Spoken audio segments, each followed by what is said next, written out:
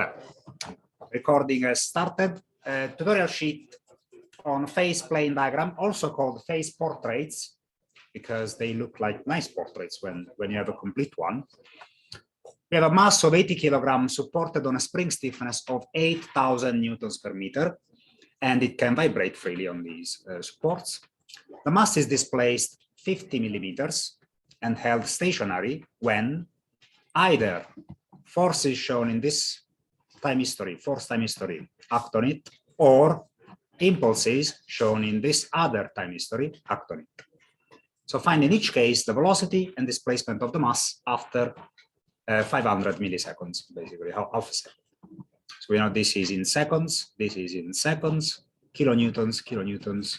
Well, that's quite easy. We are just going to solve this question one because it covers mostly whatever we did. The only thing that it doesn't cover, I believe, is the support displacement, but that's the easiest one anyway. So if you want, you can just solve all the other ones as well. When you have these non-constant forces, you just divide them. You can divide the segments, this 10, 8 milliseconds interval into, say, 1 millisecond slice. You can treat each of them as constant, more or less. And so you just have, because what happens when you have a variable force is that the center, if you have a constant force, the center shifts. If you have a variable force, the center continuously shifts. So instead of doing that way, you can't draw a circle while the center is continuously shifting. So you divide that into intervals that have constant forces, and then you shift the center at each interval. It would be an approximation, but it doesn't matter. It's a good approximation nonetheless. All right, so let me draw this first. I'll draw a mass of 80 kilograms on a spring of 8,000 newtons per meter.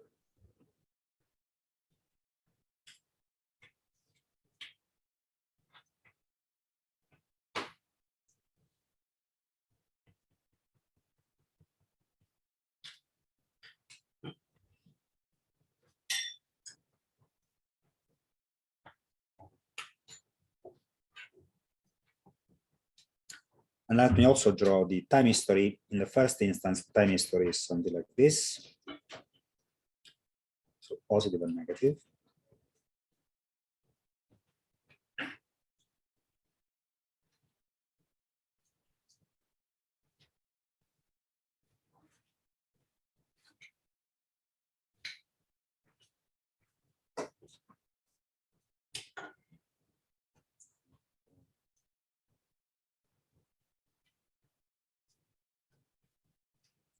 This is 0.1, this is 0.25, this is 0.4, and this is 0.5.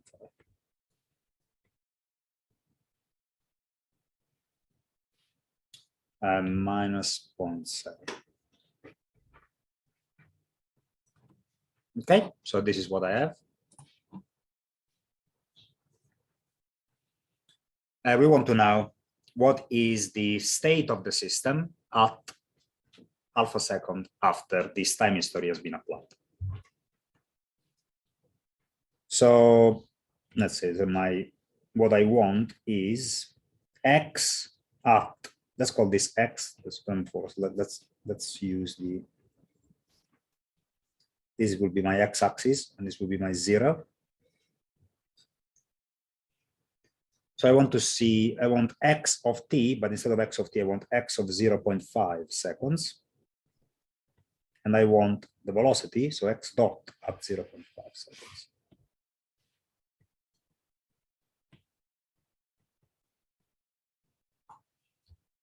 This defines the state of the system. You have 1 degree of freedom and you have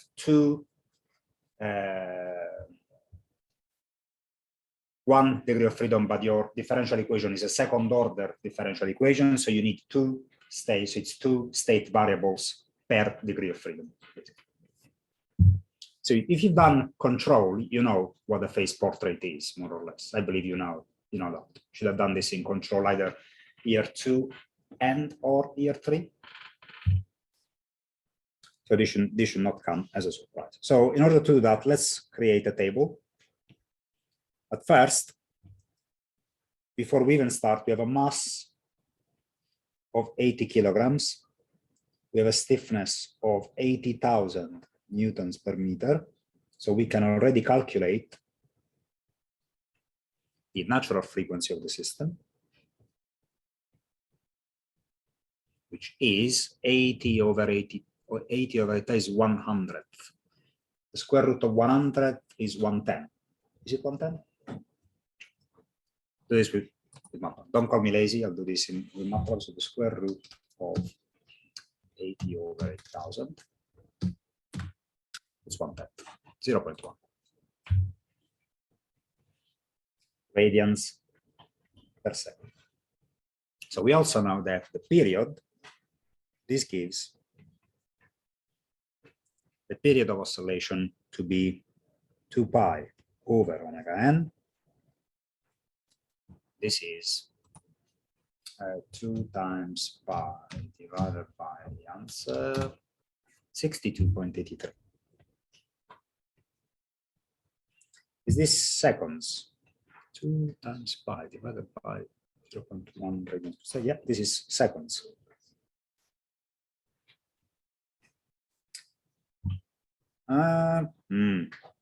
Is it seconds though?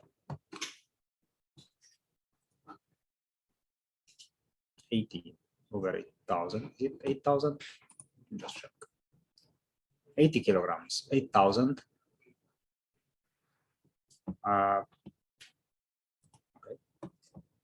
Did you get this? Same? 2 pi over, yeah, 62 over 83. Okay. That's because now we have a 0.1 second. This looks. Omega n is 10. Square root of this, is it 10? How is it 10? K over m. Oh, K over m. Oh, K over m. Oh, sorry. Yes, K over m. What I was thinking. Yes, of course it's 10. So that means that now it's 2 pi over omega n, which is much better. 0.623. You see, I was worrying because for a period of 62 seconds, having a 0.1 second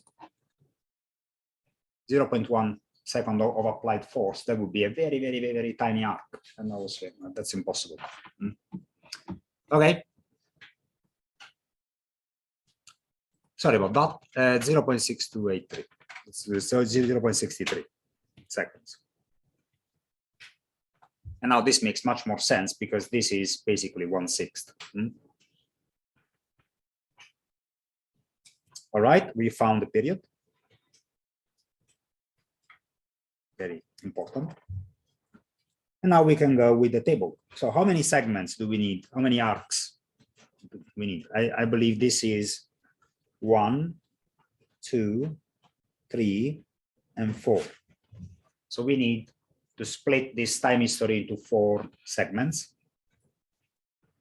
So I will need 4 entries in my table, and the table is the identifier of the segment. Then I want the time interval,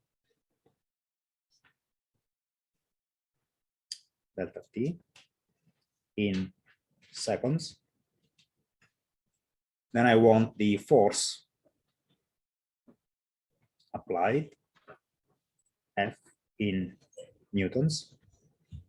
Then I want the center of the circle, of the phase plane, and that will be 0 F over K, and this is in millimeters. And then I want the angle, delta theta, and that will be in degrees. And then finally, I want the impulse. Let's call it scaled velocity.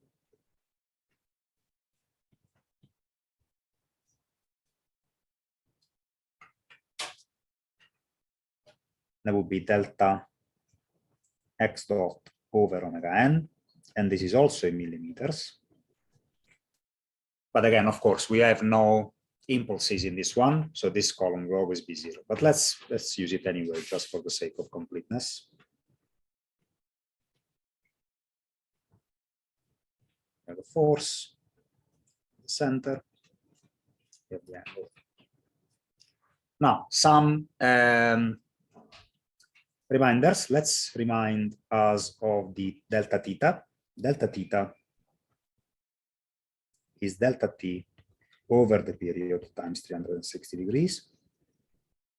And the scaled velocity delta x dot over omega n is f delta t. This is the impulse. F delta t is the impulse for a constant force divided by n omega. Okay, so the impulse divided by the mass gives you delta x dot, because that's what it is. And that's it. You don't need anything else. The equation for the center is here, so you don't need anything else. So let's start by using, let's call this branch A. So for branch A, we have a delta t of 0.1 seconds. We have a force of 1200 newtons. So we have a center of 0. F over K is 1200 divided by 8000. 1200 divided by 8000. 0.15. This is in meters though, so we want it in millimeters. It's 150 millimeters. The angle, let's use the equation, delta t over capital T divided by 360. Let's say that capital T 2 pi over the square root. So what was it, 10? Yes, 2 pi over 10. This is called capital T, capital T. So delta T 0.1 divided by capital T times 360, 57.30, 57.3. Well, 57.3. Are you really able to draw 0.3 of a degree with your protractor? Probably not. So let's say 57.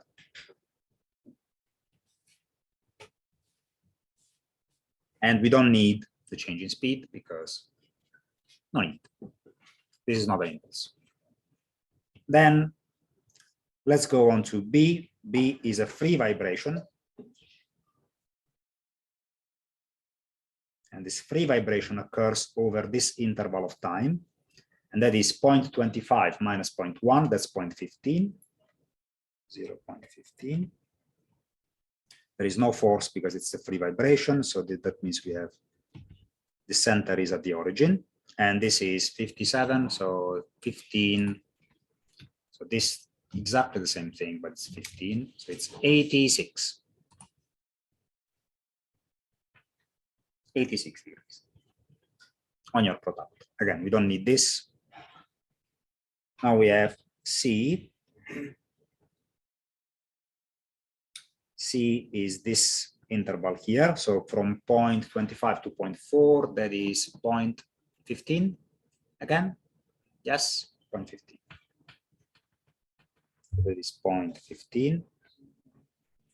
And I have a force of minus 700 newtons. Minus 700 newtons. So this gives me a center of 0.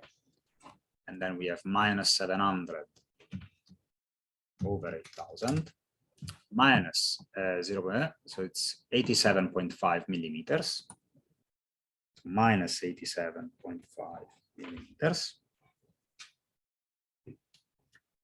And then we have again 86 degrees because it's the same 15, 0.15, 0.15. Last one, so let me push these down a bit. Last one in green. Lastly, last but not least, is the last free vibration here in between 4 and 5. So we have 0.1. There is no force. The center is the origin, and it's 57 degrees. Must be 57 degrees because it's exactly the same interval of time that we had earlier. That's it. Now we can go here and draw our phase plane diagram. Now you do it on your own. with the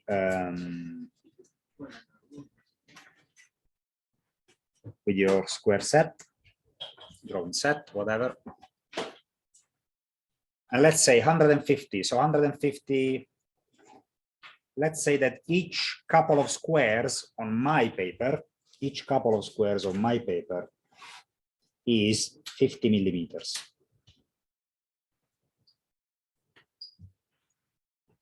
So if this is my scale factor, that means that 150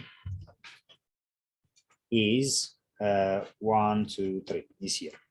Not that we need it anyway, because we start, of course, I don't remember where we start from. We don't start from rest. We start from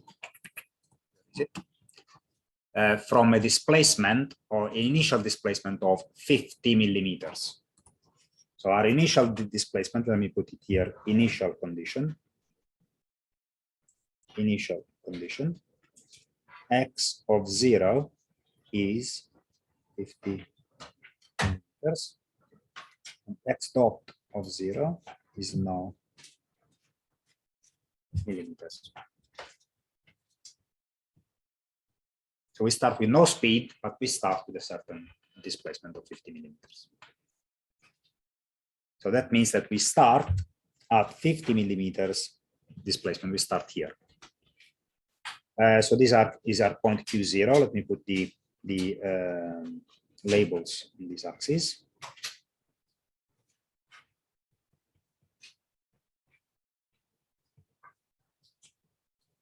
Okay. We start here. This is our point Q0.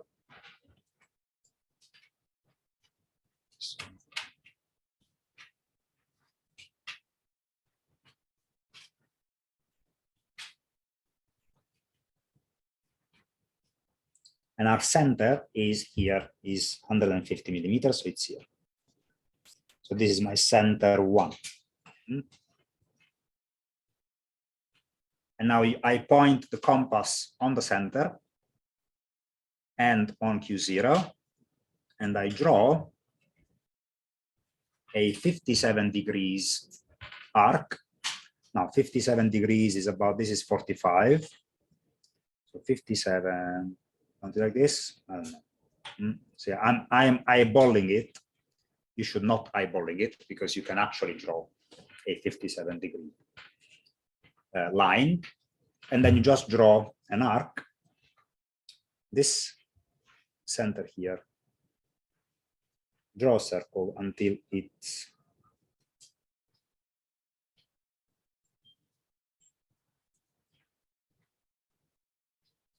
this one. So this is a circle, and this is my 57 degrees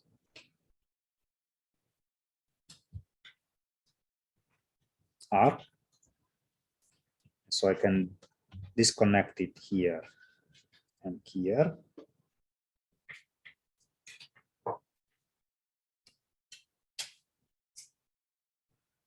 And I can remove this part. So this is my first arc. So this is point Q1.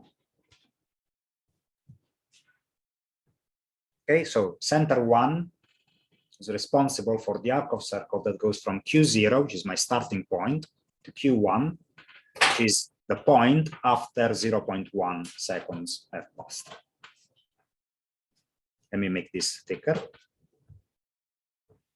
Okay, now we need the other one. The other one is a free vibration, so that means that our center 2, this would be center 2. And we start, of course, from the final point,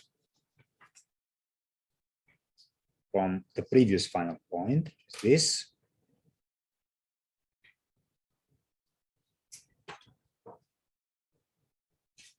And we need to draw an arc of 86 degrees, which is almost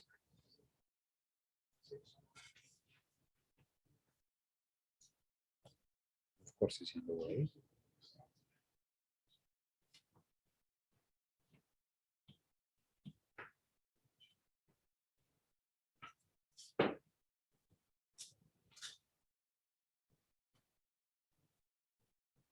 Now this is about 90 degrees, 86, say about here.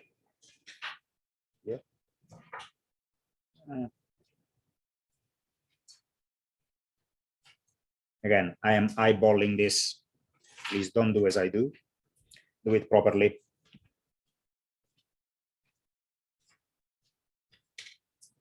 So this is my circle. Let me see if I can center it around C2. Go. It's a circle that must pass through here.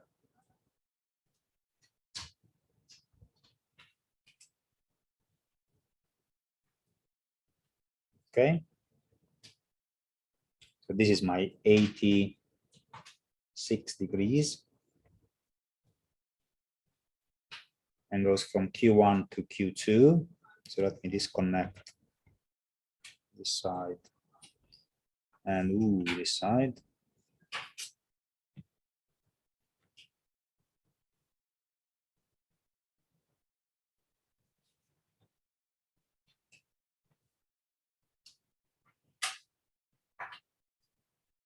As best as I can.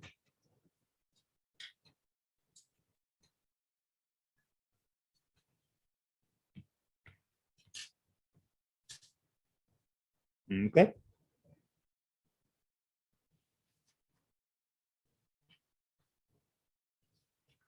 And then my second to last one is C. Now C has got a center here of -87. Now it's 50. Now the center will be, this is 50, so this is 75. So we want 87. This is 100. So about here, more or less.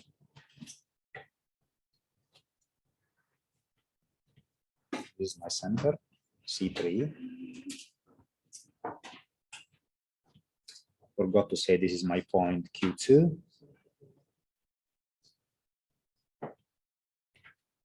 So I draw a line from here to here, and I use my compass to draw an arc.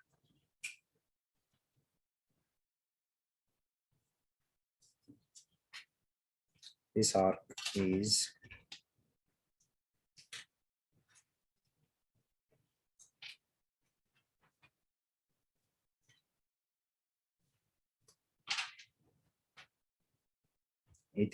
whatever, 80 degrees.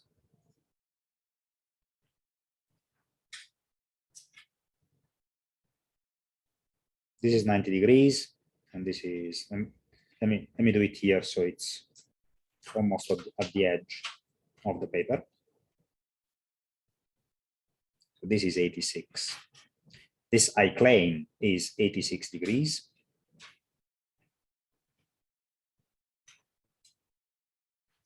Make me this thicker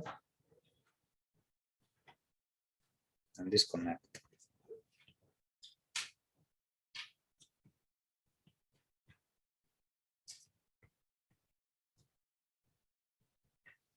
Here and here.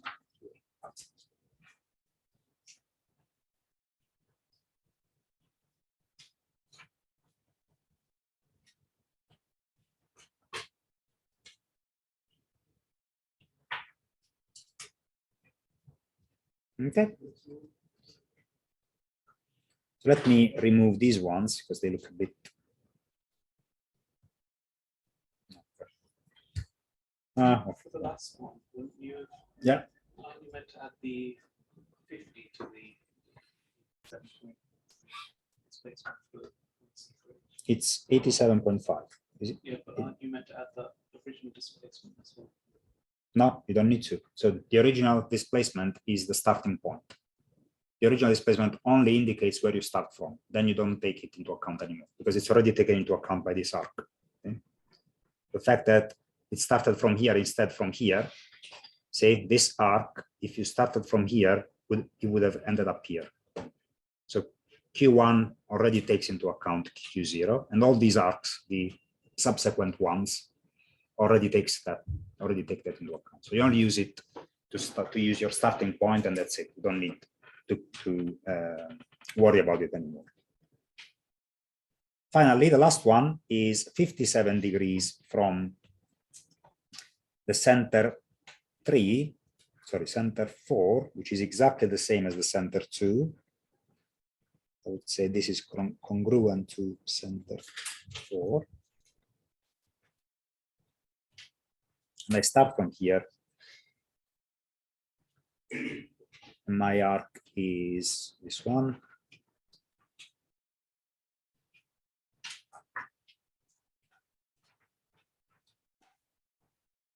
Best as I can.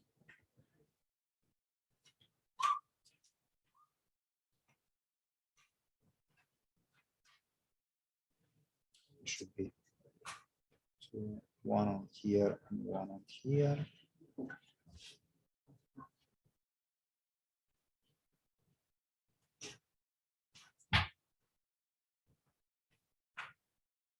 Yeah, more or less.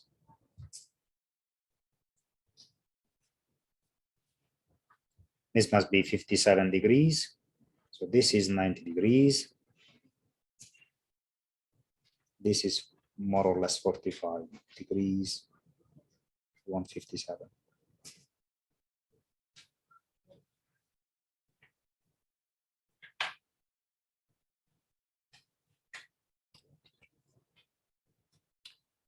So this is useless.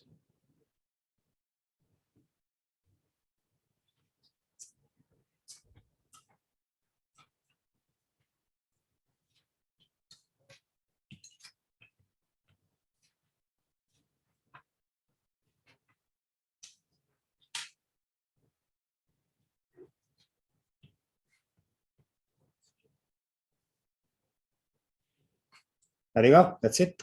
So you try to be as speedy as possible when you do this. This is your point Q3. This point here was Q3.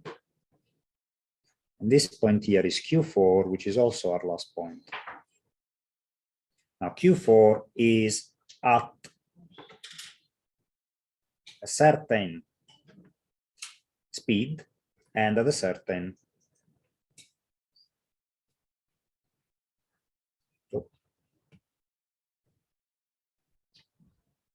displacement.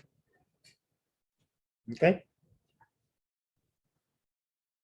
And the certain displacement is x4. This is x at 0.5.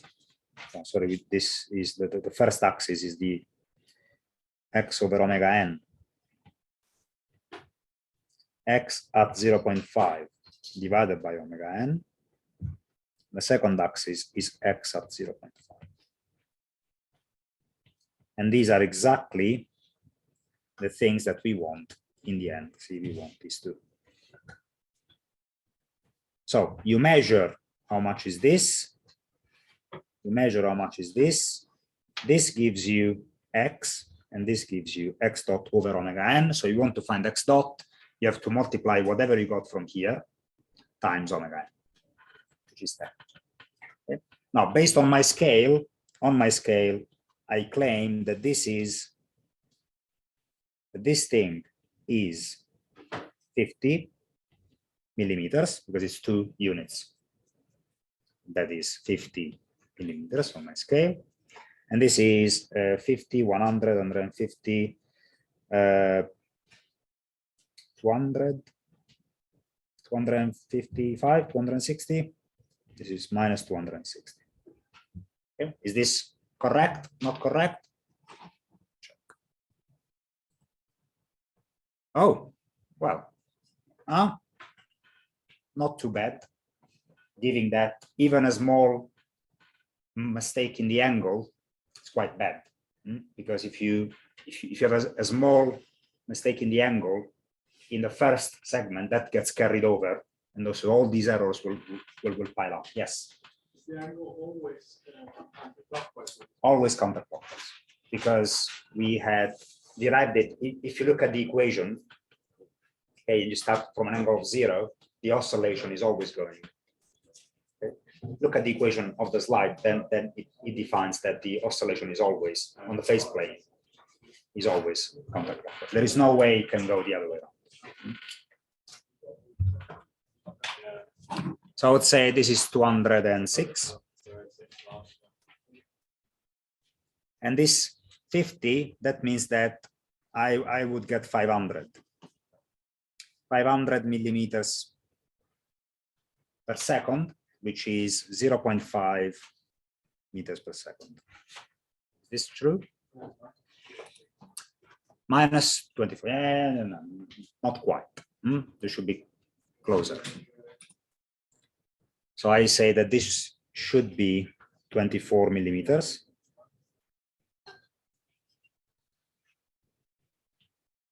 So the 24 millimeters turn into 240 millimeters per second, which turn into 0.24 meters per second. Okay, so this is how you do it.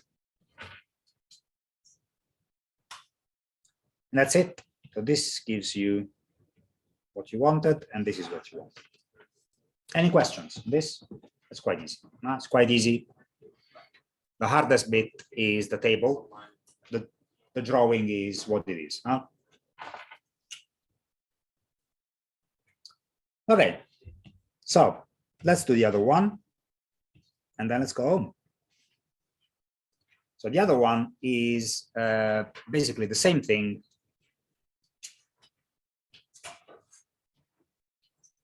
It's the same thing, but with a different time history. And the time history in this case is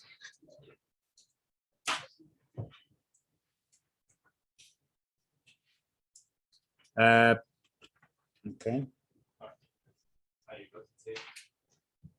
Still in seconds, still in kilonewtons.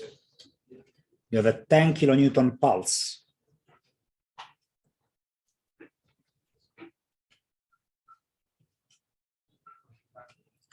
Over 0.01 seconds.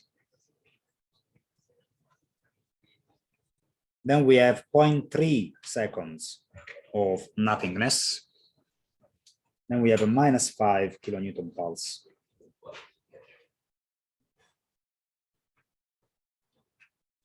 -5 kilonewton pulse.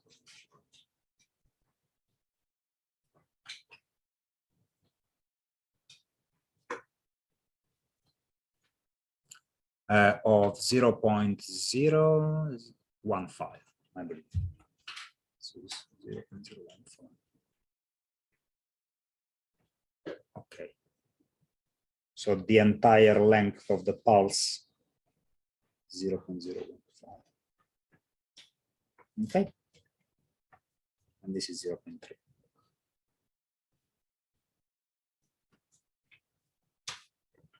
But again, we want to find what happens at 0.5 in the end. So this is the time history. Here we have segment 1, segment 2, segment 3, segment 4. We still have 4 entries in our table. Quite simple. We still have the same period and omega n. So let me just copy these down here.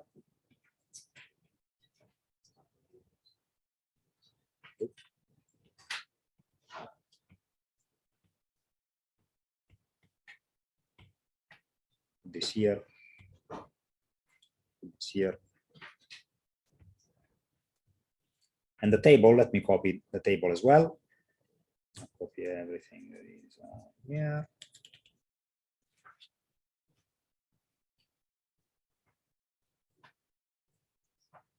If you're a bit clever, if I was in you, I would prepare a templated table already to use at the exam straight away without have to copy everything. That might be a good time saver. All right, so let's do A.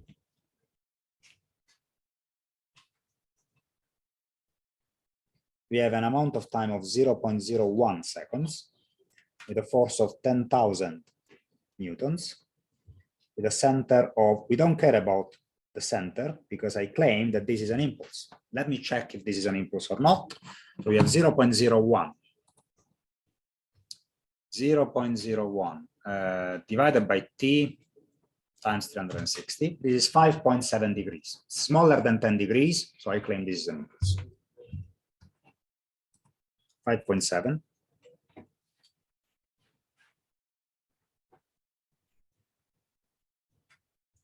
So I don't care about the center. So I will say this is an impulse.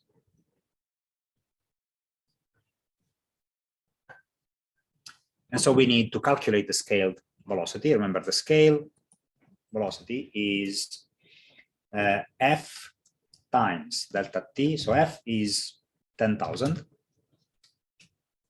times delta t 0.01 divided by the mass 80 kilograms divided by omega n, which is 10. Very good. This is and this is in meters. We want 125 millimeters. Positive 125 millimeters. Positive means a pulse to the right, in the right direction. Then we have B.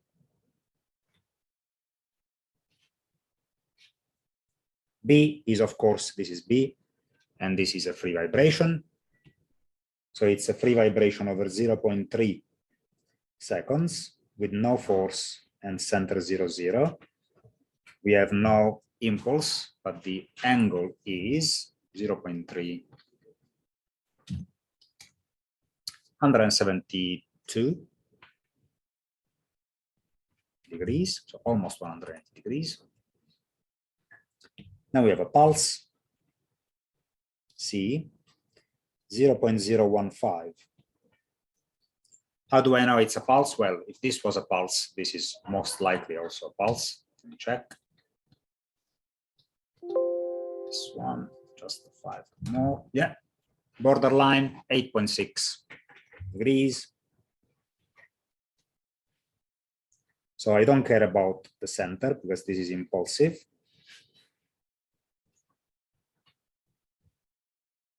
And the force is minus 500 newtons, no, 5,000. Yeah, minus 5,000. So how much is that? That is the force, which is minus 5,000,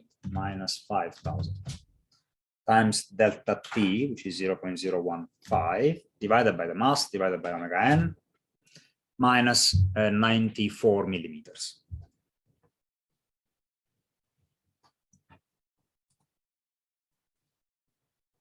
So it's an impulse to the left, no, it's a negative. Finally, we have our last free vibration of 0.5 minus 0.3. Well, yeah, I mean, we can make this very accurate. 0.1, 0.01 plus 0.3 plus 0.015. This is this. If I take 0.5 minus this, I get 4.675. It's about 4.7. 4.7, about 4.7. Well, no, let's make this accurate, okay? I don't like it. It's 4. Where is that? How can it be? It's 4. It can't be 4. 0 minus 0.5. Ah, of course. Do this again. Okay. It's 175 milliseconds, so 0.18. I would argue 0.1.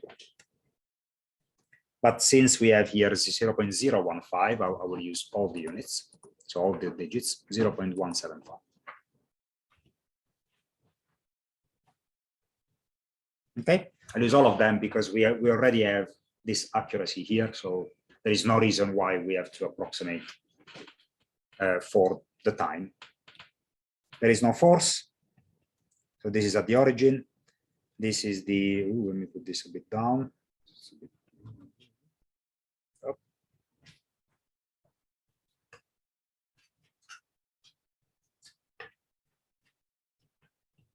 And this is 0.175. So let me see how many degrees is this. 0.175 divided by that. It's 10 degrees. 10 degrees. So this is about, more or less. No, 0.175. 100 degrees. 100 degrees.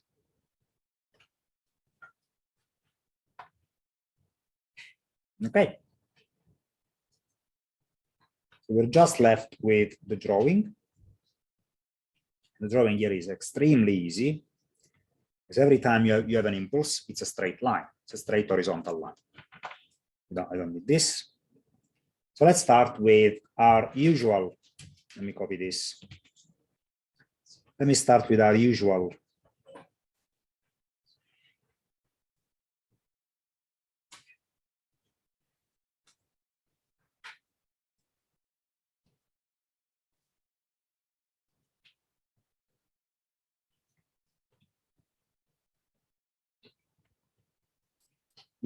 Q0, because this is exactly the same system as before.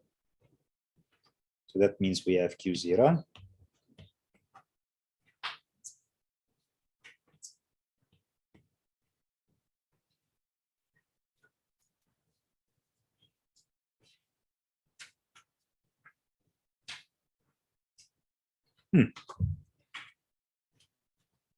So we start here from the same center as before, but now straight away, we draw an horizontal line of 125 millimeters. So remember, my scale is this. I claim that this is 50 millimeters.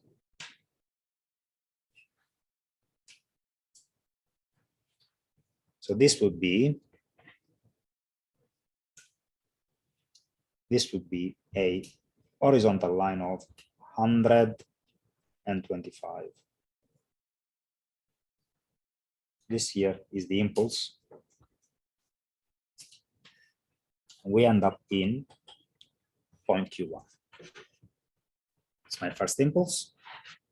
Then I have a free vibration around the center 2. And this free vibration is basically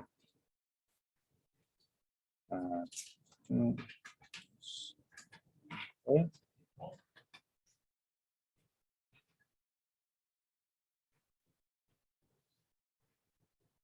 More or less.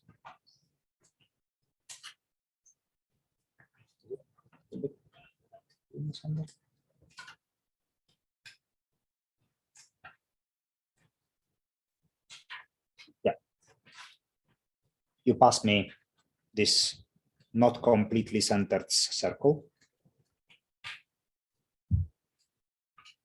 This thing goes from here to 172. So I claim is all say here.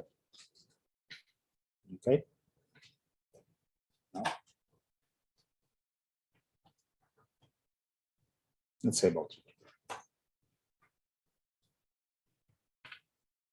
172. So this must be disconnected. This must be disconnected.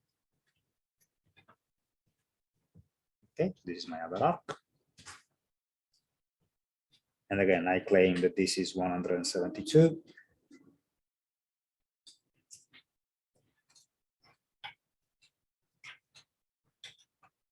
And this is my point Q2. Then I have another pulse. Now what? Let me shorten this. Put this here. Let me take the entire thing a bit to the right. So now I have an impulse to the left of 94. So 94, I argue, is this is 50, 100. It's about, okay, it's about.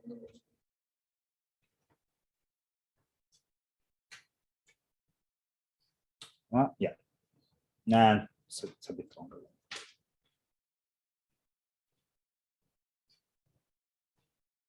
Okay.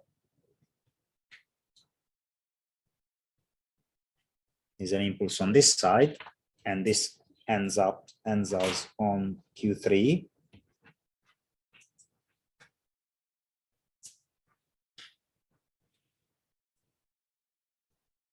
And finally, the last one is a free vibration centered at C2, which is also C4. So I now go from here to 100 degrees. So this is about 90 degrees. 100 degrees. I claim is this one. Yes, let me say this one.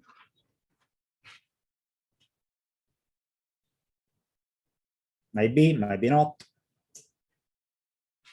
Let me see if I can do this. More or less, I like it.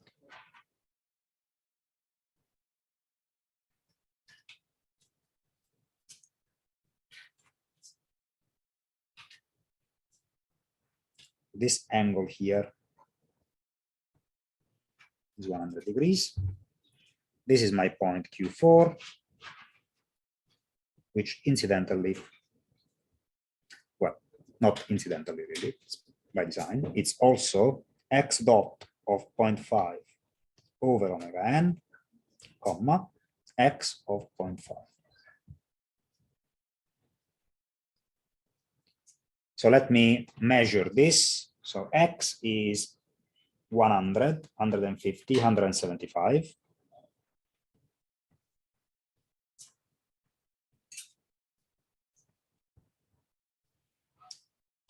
And this is 100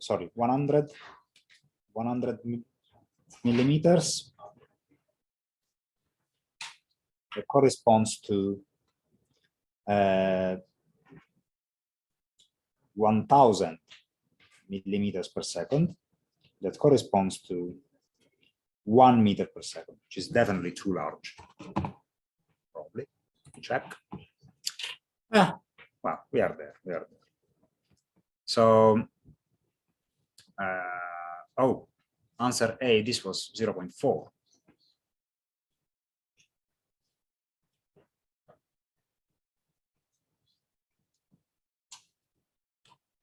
I got the answers the other way around. So this should be 206, and it's minus 107. What? Why minus? This is yes. Why is that minus 175? I thought it would be like minus 200. Unless I count squares. Minus 200. I don't know. So it's 1, 2, 3, 4. You're right. Yeah, it's minus 200. Which is almost correct because this is minus 206. See, I used these solutions here for the previous one, which I should check the solutions again for the previous one. So this is 206, and we got 200, which is pretty close, all considered. And this is 0.7, and I got 1. Again, pretty close, all considered. So this should be 70 millimeters. So this gives 700 millimeters per second. So this is 0.7 meters per second. Now, question for you. Did you get the ones of you that do it on paper? How close you were to these solutions? A percentage value. This is not a percentage. Okay, so it's less than 5%. No, you have to check the angle because it depends on the period. If it's a large mass that is vibrating very slowly, then an impulse can even be in the order of seconds. Yes, when the angle is less than 10 degrees, you can treat that as an impulse. Okay. To prove it in the exam, like because the angle is less than 10 degrees, it's an impulse. Yes. So in the exam, if you get an angle less than 10 degrees, that's an impulse. So you don't use, I mean, it works. Even if you don't treat it as an impulse, it still works. The problem is that in order to have this horizontal line, what happens is that this line is not really horizontal. Okay, this should be tiny arc. Okay, and that means that this tiny arc, that means that the center is here. In order to create a tiny arc about that, you need a center, okay, which is very a long way. That's why we don't treat it as, because otherwise your center will be so far away and your angle will be so small, it will be very hard. So we just say, okay, let's approximate it to a straight line.